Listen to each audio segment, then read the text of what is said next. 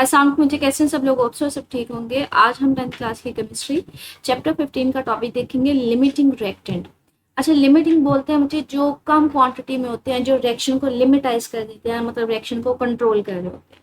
Reactants बच्चे उनको बोलते हैं ऐसे मतलब उनको जो आपस में रिएक्ट करके हमारे पास आपको कोई ना कोई रिएक्शन दे रहे होते हैं।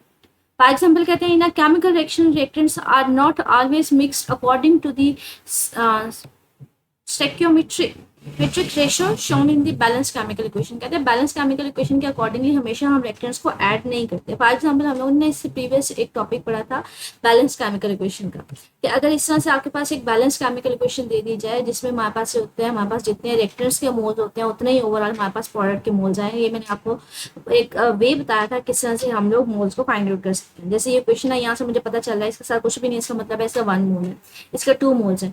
जब ये दोनों आपस में रिएक्शन करते हैं तो इनको हम लोग नाम देते हैं रिएक्टेंट्स। रिएक्टेंट्स उनको बोलते हैं उन एलिमेंट्स को या उन कंपाउंड्स को जो आपस में रिएक्ट कर रहे होते हैं। ठीक है, जब ये रिएक्शन करेंगे तो रिजल्टर में हमारे पास जो चीज आती है उनको प्रोडक्ट्स बोलते हैं। अब यहाँ पे ये देखें, इसके साथ कुछ भी नहीं है, इसका 1 मोल है, इसका सब भी 1 मोल है, इसके साथ भी 1 मोल है। तो इसका मतलब है हमारे पास कहते हैं ये मेरे पास एक बैलेंस्ड केमिकल इक्वेशन है। बैलेंस केमिकल इक्वेशन है जिससे मुझे पता है, केमिकल इक्वेशन से मुझे एक्जैक्टली अमाउंट पता चल रही है कि मैंने इस रिएक्टेंट के कितने मोल लिए हैं, इसके कितने मोल लिए हैं और रिजल्टर में हमारे पास कितने मोल्स आए।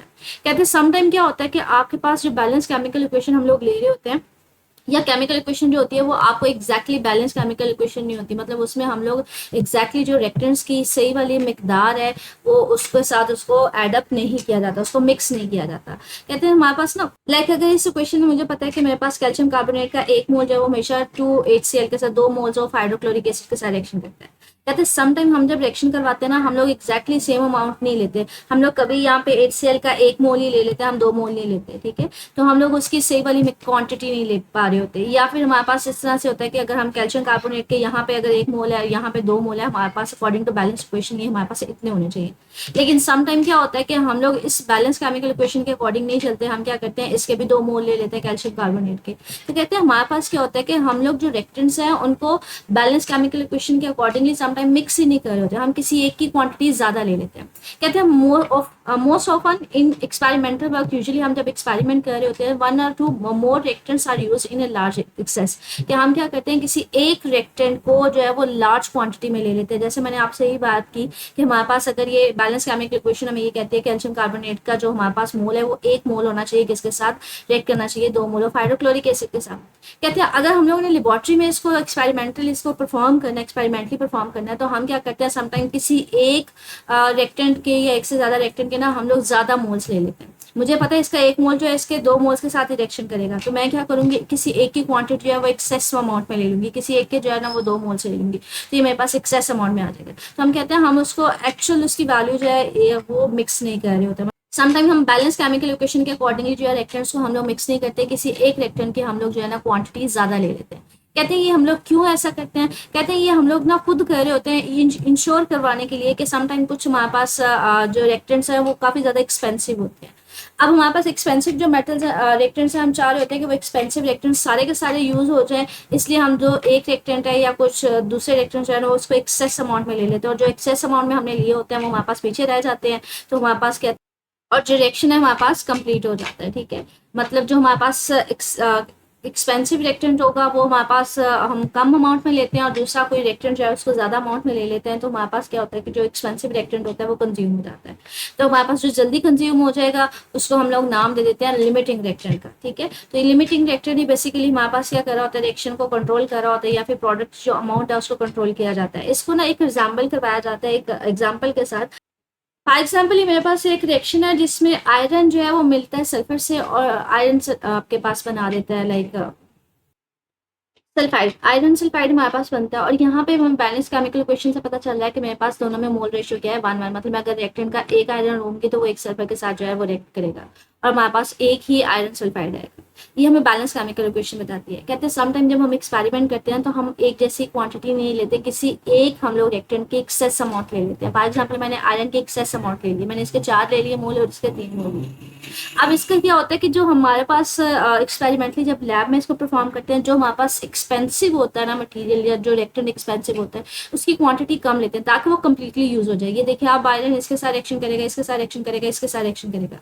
तो कुछ हमारे पास जो है ना जो हमने एक्सेस में लिया होगा वो हमारे हमारे पास एक्स्ट्रा बच जाएगा। अब ये जो पहले हमारे पास कंज्यूम होगा, सारे का सारा कंज्यूम हो गया, उसको हम लोग नाम देते हैं लिमिटिंग रिएक्टेंट का। तो ये हमारे पास होता है कि हमारे पास जो बैलेंस केमिकल इक्वेशन होती है उसके अकॉर्डिंगली समटाइम हम जब लैब में एक्सपेरिमेंट परफॉर्म करते हैं हम इस तरह से नहीं करते, हम क्या करते हैं किसी एक रिएक्टेंट की एक्सेस अमाउंट ले लेते हैं और जो हमारे पास एक्सपेंसिव होता है उसकी हम लोग कम अमाउंट लेते हैं। वो सिर्फ और सिर्फ एक्सेस अमाउंट इसलिए लेते हैं कि जो हमारे पास एक्सपेंसिव अगर कोई मटेरियल है, कोई रिएक्टेंट है, तो वो कंप्लीटली जो है ना वो हमारे पास यूटिलाइज हो जाए, कंज्यूम हो जाए, ठीक है। और जो हमारे पास एक्सेस में हमारे पास ज्यादा बचेगा वो एक एक्सेस रिएक्टेंट के तौर पे आ जाएगा। और जो पहले हमारे पास हमने एक्सेसिव मटेरियल लिया होगा या हमारे पास एक्सपेंसिव रिएक्टेंट होगा जो हमारे पास फुली कंज्यूम हो जाता है, उसको हम नाम देते हैं लिमिटिंग रिएक्टेंट का। अगर इसको डेली लाइफ एग्जाम्पल के साथ रिलेट करवाएं तो फॉर एग्जाम्पल हम लोग ना सैंडविच बनाना चाह रहे हैं, और सैंडविच कैसे बनता है हमारे पास बच्चे, जब हम दो ब्रेड लेते हैं और दो ब्रेड के दरमियान हम लोग एक चीज या एक शामी रख देते हैं। फॉर एग्जाम्पल हमने इसको वन स्लाइस ऑफ चीज लिया हो, ठीक है। अब कहते हैं हमारे पास रेक्टेंट में क्या है, हमने प्रोडक्ट क्या बनाना है, सैंडविच बनाना है, और रेक्टेंट में हमें क्या चाहिए, ब्रेड के 2 पीसेस चाहिए और एक हमारे पास चीज का स्लाइस होना चाहिए। तो मोल रेशो यहाँ पे क्या है, 2 हमारे पास ब्रेड होना चाहिए और 1 हमारे पास चीज होना चाहिए। लेकिन जब हम इसको बना रहे होते हैं, जब हम ज्यादा क्वांटिटी में बना रहे होते हैं, तो हम क्या करते हैं, हम ब्रेड के बहुत ज्यादा स्लाइसेस ले लेते हैं, चीज के जो स्लाइसेस होते हैं वो कम होते हैं। तो जब इनको बनाते जाएंगे तो हर 2 ब्रेड के साथ एक चीज का हमारे पास स्लाइस आएगा।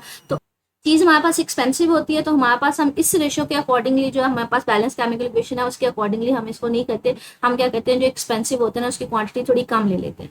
अब क्या होगा, 2 ब्रेड के दरमियान एक स्लाइस आ जाएगा चीज का, फिर 2 ब्रेड के दरमियान, तो हमारे पास इस तरह से नंबर ऑफ सैंडविचेस बन जाते हैं, 11 सैंडविच बन जाते हैं, और कुछ हमारे पास ब्रेड जो है वो एक्स्ट्रा बन जाते हैं, उनके लिए चीज अवेलेबल ही नहीं होती। अब पहले क्या चीज खत्म हो गई, चीज खत्म हो गई, तो हमारे पास यहाँ पे क्या होगा, फिर ये मेरे पास हो गया लिमिटिंग रिएक्टेंट। लिमिटिंग रिएक्टेंट ये देखिए यहाँ पे प्रोडक्ट बनना खत्म हो गया, क्यों, क्योंकि चीज खत्म हो गई। तो हम कहते हैं जो हमारे पास लिमिटिंग रिएक्टेंट होते हैं ये बेसिकली कंट्रोल कर रहा होता है किसको, प्रोडक्ट की अमाउंट को। अगर फॉर एग्जाम्पल हमारे पास मजीद यहाँ पे चीज के स्लाइसेस होते तो मजीद ब्रेड बन सकते थे ना, तो हमारे पास हम कहते हैं लिमिटिंग रिएक्टेंट। पहली बात उसको बोलते हैं जो पहले खत्म हो जाते हैं, ठीक है।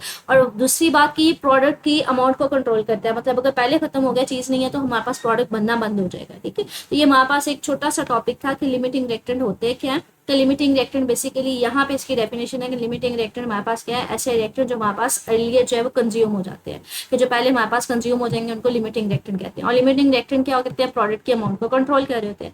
ये आगे इसको डिटेल में बता रहा है कि हमारे पास समटाइम क्या होता है कि जब हम लोग कोई एक्सपेरिमेंट करवाते हैं, तो अगर हम रिएक्टेंट्स ले रहे होते हैं, कुछ रिएक्टेंट हम लोग सेक्स अमाउंट में ले लेते हैं, कुछ हमारे पास एक्सपेंसिव जो होता है हमारे पास उसकी क्वांटिटी कम ली जाती है। सिर्फ और सिर्फ ये है कि जो हमारे पास एक्सपेंसिव हो ताकि वो कम्प्लीटली यूज हो सके, वो सिर्फ उसकी डिटेल बता रहा है, ठीक है। ये 3 स्टेप है कि आपके पास अगर कहीं पे रिएक्शन हो रहा है तो आप वहां पे किस तरह से आइडेंटिफाई कर सकते हैं कि कौन सा रिएक्टेंट जो है वो लिमिटिंग रिएक्टेंट। तो कहते हैं हम लोगों ने अगर लिमिटिंग रिएक्टेंट फाइंड आउट करना तो हम इन 3 स्टेप्स को फॉलो करेंगे। सबसे पहला क्या है कि हमारे पास जो रिएक्टेंट्स है, जो भी रिएक्शन हो रहा है उसमें रिएक्शन में ना रिएक्टेंट्स के हम नंबर ऑफ मोल्स को मालूम करेंगे। सेकंड पार्ट है कि हमारे पास जो नंबर ऑफ मोल्स हमारे पास आ जाएंगे, उसके बाद हम प्रोडक्ट जिसको हम फाइंड बना रहे हैं उसके नंबर ऑफ मोल्स को मालूम करेंगे, ठीक है, जो हम रिएक्टेंट से मिलकर बनेगा। थर्ड स्टेप क्या है कि हम लोग आइडेंटिफाई करेंगे कि कौन सा हमें जो इन दोनों मोल्स में से जो हम लोग ने रिएक्टेंट्स के मोल्स निकाले हैं उनमें से किस रिएक्टेंट के मोल जो है ना वो कम अमाउंट देंगे प्रोडक्ट के, लीस्ट अमाउंट देंगे प्रोडक्ट का, वही हमारे पास लिमिटिंग रिएक्टेंट होगा। अच्छा, इन 3 स्टेप्स को साथ साथ मैं एलेबोरेट भी करती जाऊंगी, इसको एग्जांपल के साथ रिलेट करवाते हैं कि सबसे पहले हमने रिएक्टेंट्स के मोल्स निकालने हैं, फिर हमने जो प्रोडक्ट बनेगा रिएक्टेंट से उस प्रोडक्ट के मोल्स निकालने हैं, फिर हमने चेक करना है कि जो रिएक्टेंट्स के मोल्स बने हैं उन दोनों में अगर नंबर ऑफ रिएक्टेंट्स है, फॉर एग्जांपल 2 रिएक्टेंट्स हैं, तो उनमें से किसके मोल जो है वो कम हमें प्रोडक्ट के अमाउंट देंगे। तो कैसे उसको देखते हैं। एग्जाम्पल है 15.16, कहते हैं calculate the amount of carbon dioxide. Product आपको उसने बता दिया हुआ है, कार्बन डाइऑक्साइड जो है इसकी अमाउंट कैलकुलेट करनी है in grams when 25 gram of glucose react with 40 grams of oxygen. Glucose के आपको मैथ दे दिया हुआ है और आपको ऑक्सीजन का मैथ दे दिया हुआ है। इन दी फॉलोइंग फोटोसिंथेसिस रिएक्शन के आपके पास ग्लूकोज का आपको मैथ है, ऑक्सीजन का मैथ है, कहते हैं ये दोनों मिलकर आपको एक प्रोडक्ट देते हैं कार्बन डाइऑक्साइड। आपने कार्बन डाइऑक्साइड का मैथ्स मालूम करना, अमाउंट बतानी है और साथ में लिमिटिंग रिएक्टेंट के बारे में बताना है। तो सबसे पहला काम क्या, पहला स्टेप क्या है कि हम क्या मालूम करेंगे, रिएक्टेंट्स के नंबर ऑफ मोल्स मालूम करेंगे। तो मैं ग्लूकोज के मोल्स भी मालूम करूंगी, मैं ऑक्सीजन के मोल्स भी मालूम करूंगी। तो मोल्स कैसे मालूम करेंगे बच्चे, मोल्स का फार्मूला क्या होता है, मास ओवर मोलर मास होता है। ठीक है। अब ग्लूकोज का मास कितना है 25। मोलर मास कैसे निकलेगा बच्चे, मोलर मास जो है ना ग्लूकोज है ना, तो यहाँ पे मैंने आपको बताया था पीरियोडिक टेबल से हर एलिमेंट के नीचे ना उसका एटॉमिक मास लिखा होता है। जैसे कार्बन है, कार्बन का हमारे पास कितना होता है 12, ये इसके एलिमेंट के नीचे इसके सिंबल के नीचे लिखा होता है। ठीक है, ऑक्सीजन का कितना 16 और हाइड्रोजन का कितना 1। इन सब के एटॉमिक मासेस को हम क्या करेंगे एड अप कर देंगे।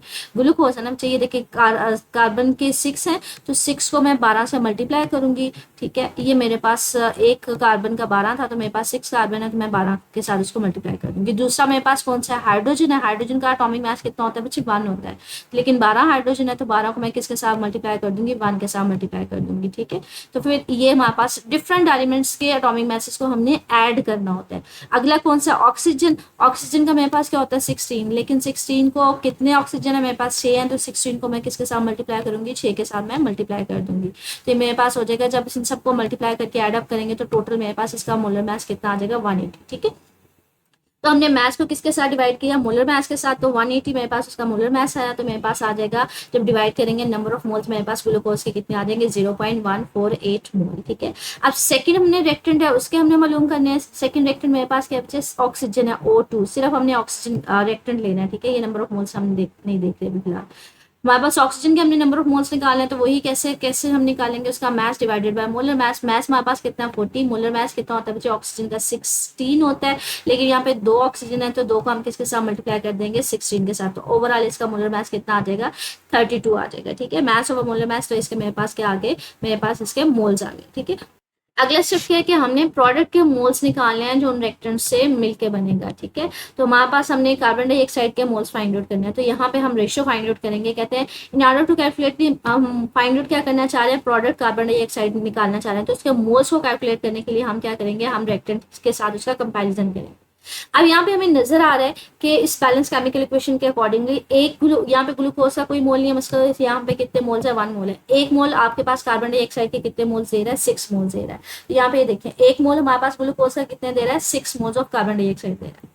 लेकिन अगर हमारे पास मोल्स हमारे पास हैं कितने बेसिकली ग्लूकोज के, वो 0.148 है, तो 0.148 बच्चे यहाँ पे 48 है, गलती से 3 लिखा गया है।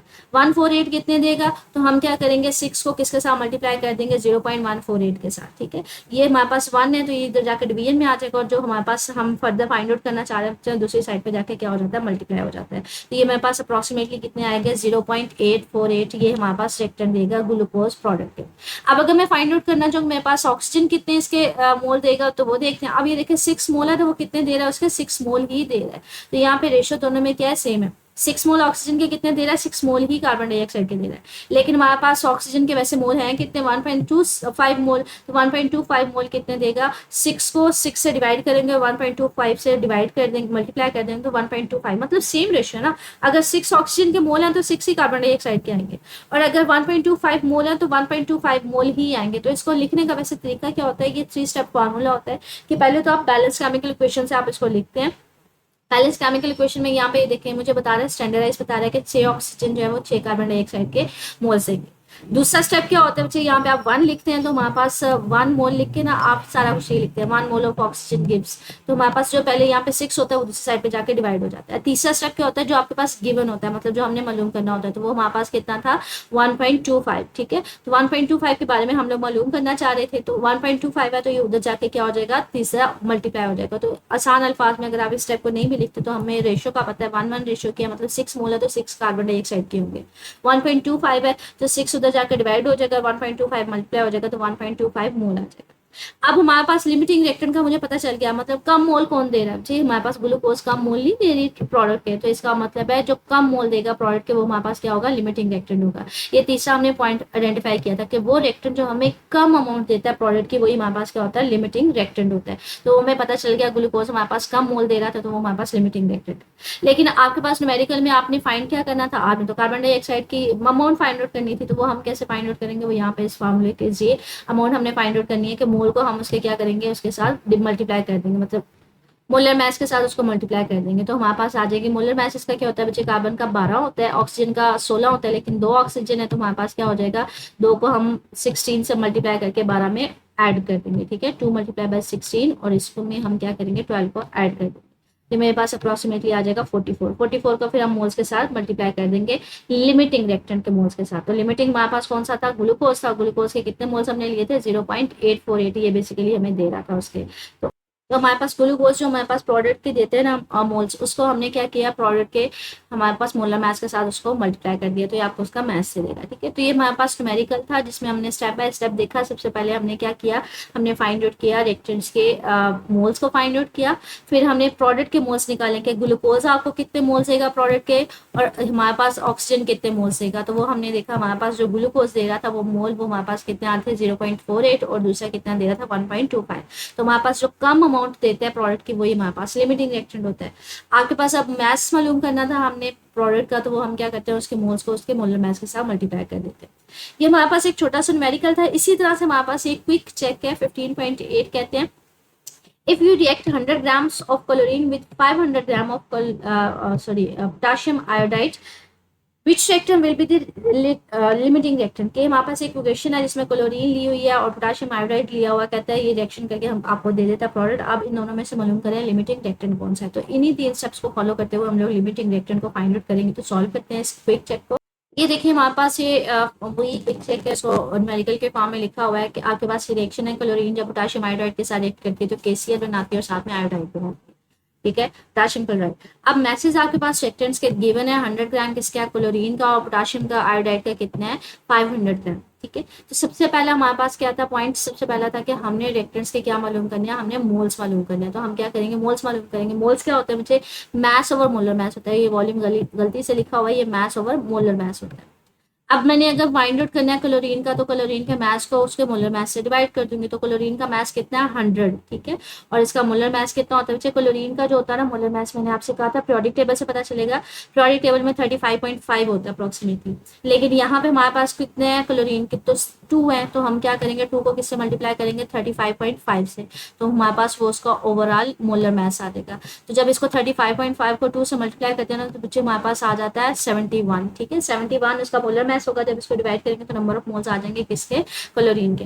अब पोटाशियम आयोडाइड है, इसका हमने मालूम करना है, तो इसका भी अगेन मास ओवर मोलर मास होता है। मास इसका आपके पास गिवन है, मुझे ये वॉल्यूम नहीं है, मास है, गलती से ये वॉल्यूम लिखा हुआ है। ठीक है, ये मास है, मास को आप उसका मोलर मास से डिवाइड कर देंगे तो वो हमारे पास उसका नंबर ऑफ मोल्स आ जाएंगे। मास इसका कितना, 500 ग्राम, और मोलर मास हमारे पास 166। अगेन वही हमारे पास कहाँ से ये फाइंड आउट होगा, ये आयोडाइड का बच्चे अप्रॉक्सीमेटली 127 होता है, और हमारे पास जो पोटाशियम होता है उसका अप्रॉक्सीमेटली 39 होता है। तो अगर पोटाशियम आयोडाइड का हमें निकालना है तो हमारे पास पोटाशियम का कितना होता है, अप्रॉक्सीमेटली 39 होता है, और आयोडीन का कितना होता है हमारे पास, अप्रॉक्सीमेटली 127 होता है। ठीक है, तो ये जब इन दोनों को आप ऐड अप करेंगे तो अप्रॉक्सीमेटली आपके पास कितना आ जाएगा, अप्रॉक्सीमेटली मेरे पास आ जाएगा 166 ग्राम आ जाएगा पर मोल, मतलब 166। बच्चे यहाँ पे हम 1 और 2 ये मोल रेशियो नहीं यूज करें, हम सिर्फ और सिर्फ इस रिएक्टेंट को हम यूज करें, यहाँ पे मोल रेशियो नहीं हम इस्तेमाल करें। ठीक है, पोटाशियम आयोडाइड का सिर्फ हम इसको ऐड अप करेंगे, तो मेरे पास इसके नंबर ऑफ मोल्स आ जाएंगे जब उसके मास को डिवाइड करेंगे उसके मोलर मास के साथ। अब यहाँ पे एक छोटी कंपैरिजन के लिए हम लोग इसको फाइंड आउट करेंगे। कहते हैं बैलेंस केमिकल इक्वेशन हमें बताती है कि अगर हम क्लोरीन का 1 मोल लेंगे तो हमें पोटाशियम के कितने मोल लेने पड़ेंगे, 2। तो यहाँ पे हमें बैलेंस केमिकल इक्वेशन हमें ये पता चलती है इस इक्वेशन से कि क्लोरीन का 1 मोल लेंगे तो पोटाशियम आयोडाइड के कितने मोल्स होंगे, 2 मोल्स होंगे। अब ये देखिए हमारे पास अगर हमारे पास कह लें क्लोरीन के 1.41 मोल्स हैं, तो इसका मतलब है पोटाशियम के तो मोल्स इसके डबल नहीं होने चाहिए रिएक्शन करवाने के लिए। तो पोटाशियम के मोल क्या होने चाहिए, इसके डबल होने चाहिए। तो हमारे पास क्या होगा, 1.41 को 2 से मल्टीप्लाई कर देंगे तो हमारे पास कितने होने चाहिए पोटाशियम आयोडाइड के, 2.82 मोल्स होने चाहिए रिएक्शन को कंप्लीट करवाने के लिए। लेकिन यहाँ पे देखिए हमारे पास पोटाशियम आयोडाइड के तो मोल से ज्यादा है, हमारे पास 3.01 है, ये तो एक्सेस में। तो हमारे पास ये एक्सेस अमाउंट में है, क्योंकि होने तो 2.82 होने चाहिए थे, लेकिन एक्सेस अमाउंट में होने की वजह से हमारे पास ये तो एक्सेस में है। तो हमारे पास फिर लिमिटिंग रिएक्टेंट कौन सा होगा, क्लोरीन का होगा, जिसके मोल्स कितने हैं, 1.41। तो हम यहाँ पे इसी बात को कह रहे हैं कि हमारे पास पोटाशियम आयोडाइड के हमारे पास हैं कितने, 3.01, जो कि एक्सेस है, 2.82 से ज्यादा है। तो हमारे पास फिर क्या होगा, लिमिटिंग रिएक्टेंट कौन सा होगा, क्लोरीन होगा। ठीक है, इसी तरह से हमारे पास एक न्यूमेरिकल है इस टॉपिक से रिलेटेड, इसको देखते हैं। यहाँ पे हम लोगों ने ना number of moles of product के नहीं मालूम किए, क्योंकि यहाँ पे हमें ज़रूरत ही नहीं पड़ी थी, क्योंकि उसने पता ही नहीं किया था, उसने कहा ही नहीं, हमसे क्वेश्चन ही नहीं किया था कि आपने प्रोडक्ट की अमाउंट फाइंड आउट करनी है। उसने डायरेक्टली सिर्फ और सिर्फ ये पूछा था कि हमारे पास लिमिटिंग रिएक्टेंट कौन सा है। तो लिमिटिंग रिएक्टेंट के लिए हम लोग इस बैलेंस केमिकल इक्वेशन से देख लेंगे कि हमारे पास बैलेंस केमिकल इक्वेशन तो ये कहती है कि क्लोरीन का 1 होगा और पोटेशियम आयोडाइड के 2 होंगे। तो अगर क्लोरीन का मेरे पास यहाँ पे मोल्स आ रहे हैं 1.41, तो पोटेशियम आयोडाइड के इसके डबल होने चाहिए, तो डबल होंगे तो 2.82 होना चाहिए, लेकिन हमारे पास जो मोल्स है इसके तो वो तो ज्यादा है, तो इसका मतलब है ये तो लिमिटिंग नहीं है। फिर कौन सा लिमिटिंग? हमारे पास क्लोरीन है। बिल्कुल इसी तरह से क्विक चेक से रिलेटेड हमारे पास एक न्यूमेरिकल भी एक्सरसाइज का, ये देखें 15.6 है, कहते हैं formation of ammonia gas is formed by given equation. 3 hydrogen मिलेंगे तो 1 नाइट्रोजन मिलेगा, जब ये दोनों मिलेंगे तो हमारे पास क्या होगा, मतलब 3 हाइड्रोजन गैस के मॉलिक्यूल्स और 1 नाइट्रोजन का मॉलिक्यूल मिलेगा, तो हमारे पास वहां पे अमोनिया बन जाएगी। कहते हैं आपने स्टार्ट कब किया, आपने कितने ग्राम्स लिए हाइड्रोजन के, 12 ग्राम, आपने नाइट्रोजन के कितने लिए, 64 ग्राम, आपने बताना है लिमिटिंग रिएक्टेंट कौन सा है। तो इसको सिंप्लीफिकली बिल्कुल उसी तरह से सॉल्व करेंगे जैसे हमने क्विक चेक सॉल्व किया था। तो ये देखिए आपके पास मैसेज दिए हुए हैं रिएक्टेंट के, हाइड्रोजन का भी दिया हुआ है और नाइट्रोजन का, तो हमारे पास हाइड्रोजन के भी मैस दिया हुआ है और नाइट्रोजन का। तो सबसे पहले तो रिएक्टेंट्स के हम लोग मोल्स निकालेंगे। हाइड्रोजन के मोल्स निकालने हैं तो उसके मैस को मोलर मैस से डिवाइड कर देंगे। मैस हमारे पास कितना है, 12। जी मोलर मैस में हमने ये वाली क्या अमाउंट नहीं लेनी, हमने सिर्फ और सिर्फ ये वाला मॉलिक्यूल लेना है। तो यहाँ पे हाइड्रोजन 2 है मेरे पास, तो एक हाइड्रोजन का 1 होता है और हमारे पास 2 हाइड्रोजन होंगे, इसके क्या होंगे, 2 होंगे। अगेन अटॉमिक मैसेज हमें पीरियोडिक टेबल से पता चलेंगे, ये एलिमेंट के नीचे लिखा हुआ है इसका 1 है, ठीक है। लेकिन यहाँ पे H2 है तो मतलब 2 है, तो फिर 2 आ जाएगा। तो मैस को मोलर मैस से डिवाइड करेंगे, 6 मोल्स आ जाएंगे। नाइट्रोजन हमारे पास N2 है, इसका मैस कितना है, 64, और 64 को इसके मोलर मैस से डिवाइड करेंगे, बच्चे नाइट्रोजन का जो मोलर मैस होता है वो हमारे पास 14 होता है, ये लिखा हुआ है इसके नीचे 14। अब हमारे पास यहाँ पे N2 है, 2 नाइट्रोजन है तो 28 आ जाएगा, तो इसके मोल्स आ जाएंगे 2.82 मोल्स, और हमारे पास हाइड्रोजन के आगे 6 मोल्स। अब यहाँ पे एक छोटी सी ना कन्वेंशन, यहाँ से अगेन इसी बैलेंस केमिकल इक्वेशन से हम देखेंगे। हमने देखा कि हमारे पास अगर नाइट्रोजन का 1 है तो हाइड्रोजन के कितने होने चाहिए, मोल 3 आने चाहिए, ठीक है। तो हमारे पास रेशियो कितनी है, 1:3 है, कि अगर नाइट्रोजन का मैं 1 लेती हूँ तो मेरे पास हाइड्रोजन के कितने होने चाहिए, मोल 3 मोल होने चाहिए। अब यहाँ पे देखिए नाइट्रोजन का मेरे पास कितना है, 2.28, तो हाइड्रोजन क्या होना चाहिए, इसका 3 टाइम नहीं होना चाहिए, 3 गुना होना चाहिए। यहाँ पे देखिए हमने नाइट्रोजन अगर 1 है तो हाइड्रोजन उसका 3 गुना है, ठीक है। तो अगर मेरे पास नाइट्रोजन के मोल जो है वो 2.28 है, तो इसका मतलब है हाइड्रोजन को तो उसके 3 टाइम होना चाहिए। यहाँ पे इसी चीज को कह रहा है कि अगर मैं नाइट्रोजन के 2.2 लेती हूँ तो हाइड्रोजन उसका क्या होना चाहिए, 3 गुना होना चाहिए। तो 3 को मैं 2.28 से मल्टीप्लाई कर देती हूँ, मतलब हाइड्रोजन के कितने मोल्स होने चाहिए रिएक्शन को पूरा करवाने के लिए, 6.84। लेकिन हमारे पास हमने रिएक्शन से यहाँ पे डाटा से निकाला तो हमारे पास हाइड्रोजन के कितने मोल्स हैं, वो तो 6 मोल्स हैं। होने कितने चाहिए, वो मेरे पास 6.84 होने चाहिए, तो इसका मतलब है कम है। तो इसका मतलब है यही हमारे पास लिमिटिंग रिएक्टेंट है। तो H2O हमारे पास गैस क्या है, यहाँ पे लिमिटिंग रिएक्टेंट है। तो ये टॉपिक इंपॉर्टेंट है बच्चे, लिमिटिंग रिएक्टेंट ये अक्सर हमारे पास लॉन्ग क्वेश्चन में भी आ जाता है, लिमिटिंग रिएक्टेंट है क्या, how we can identify the limiting reactant. तो आपने लिमिटिंग रिएक्टेंट की डेफिनेशन बतानी है, ये वाली डेफिनेशन है।